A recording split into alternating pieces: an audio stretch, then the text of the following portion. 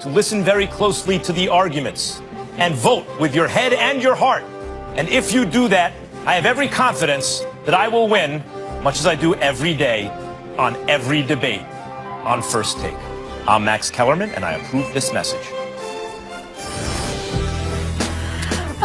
You guys are the best. This is going to be so good. Tomorrow's Election Day, First Take, getting in the spirit here with my two favorite politicians. Tune in as Max and Stephen A. go head-to-head on the major issues in the sports world. You'll be able to judge the debate, and we're going to have a special guest. Yes, my friend. I am no politician.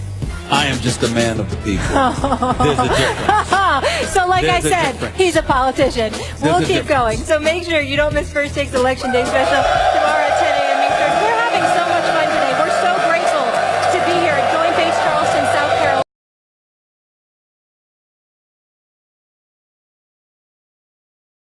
For First Take, salute to America's heroes, 23,000 servicemen and women based here, and we appreciate every single one of them. Let's get into our next topic, though, the Lasia. It is the team's first winning record after at least 2 games into the season since December of 2013 when they were 10-9. Max, I want to start with you here.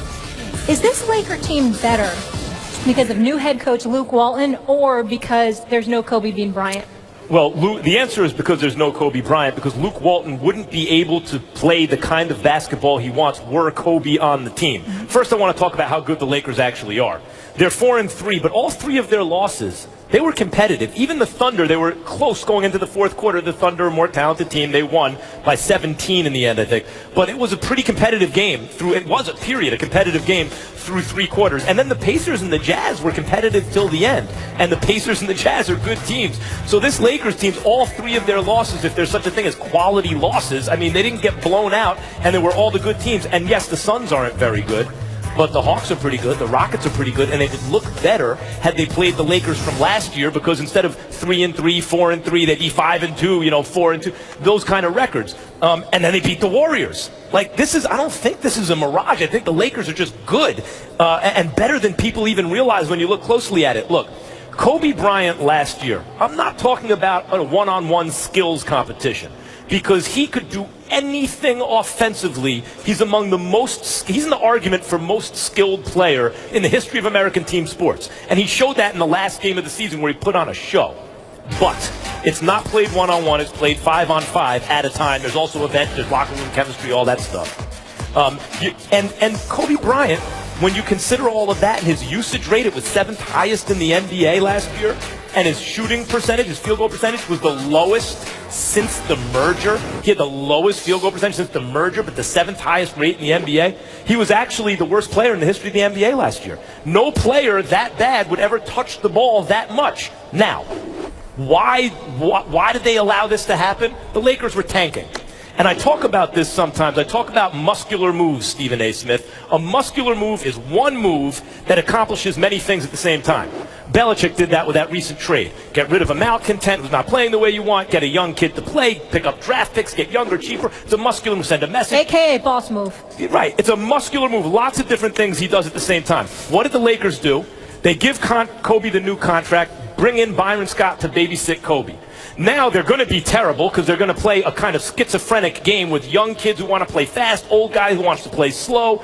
So the fans get Kobe. Kobe gets his coach. The Lakers get their draft picks. Everyone wins. It was a really smart, muscular play by the Lakers. It worked. But Luke Walton is only able to make them good and coach this way because Kobe is no longer on the team.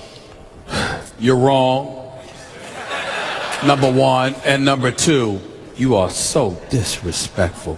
I mean, let me tell you something, call it how it is. No, you're not calling it how it is. Just how it is. You're calling it how you think it is, and I will give you credit for that because you did radio in Los Angeles, and you drank that Kool-Aid that they wanted everybody to drink, and I respect that. But here's the deal. They wanted everyone to drink Kobe Kool-Aid. Here's the deal. Kobe was awful last year in terms of statistically. Nobody's knocking that. The truth.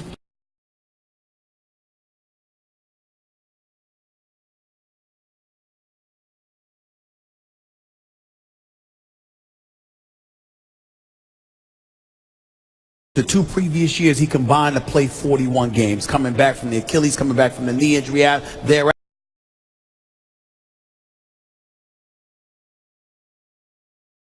After the last time Kobe Bryant was healthy was the 2012-2013 season when he got hurt. Sure. Stay with that.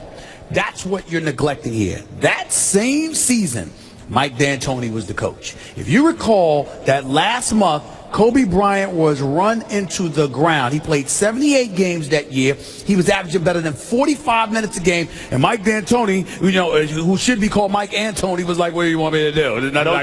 No D whatsoever, okay? So let's analyze that. What happened? Mike D'Antoni was the coach. Dwight Howard was there. Dwight Howard wanted Phil Jackson. Mr. Jeremy, Jim Buss is like, nah. He sat up there, went with Mitch Kupchak, went to Phil's house, a few days before, gave them until Sunday night, gave them until Monday morning to make a decision. And when Phil was in the throes of making a decision to return to the Los Angeles Lakers, like a thief in the night, Jim Buss went and hired Mike D'Antoni to be the coach for the Los Angeles. It has everything. Let me explain. Because what happened is that's where the precipitous fall took place. So everything that you exposed Kobe to, what did he have to work with? Now, see, that's how I look at it. As a basketball player at his age, with the level of attrition that he had to endure, you're giving him that to work with. You clearly made the decision. We're not going anywhere. We're essentially tanking season. We want to use you. We want to protect our pick. We want to use you to lure people through the turnstiles. They used Kobe Bryant as a prop. Whoa. Yes, that's a mischaracterization. I'm sorry. And in fairness to the Lakers, I am sure they would adamantly agree with you. I would adamantly tell them to their face, I don't give a damn. They know exactly where I stand. I have said this about the Lakers on many occasions, Max. It's not that you're wrong that they use Kobe to get, but it's Kobe. Kobe was not going to play till he got his new contract, Stephen A. He got the new contract. He miraculously showed up on the court. They extended him 2 seasons because that's what he wanted and that's what the fans wanted. Wait a minute. He wanted it and the fans wanted it because the fans looked at the landscape and said, what the hell else do we have? Number one. Hold on, Max. It's true. You went past this D'Antoni thing. D'Antoni's system wasn't working with the Lakers because Kobe wasn't going to buy in.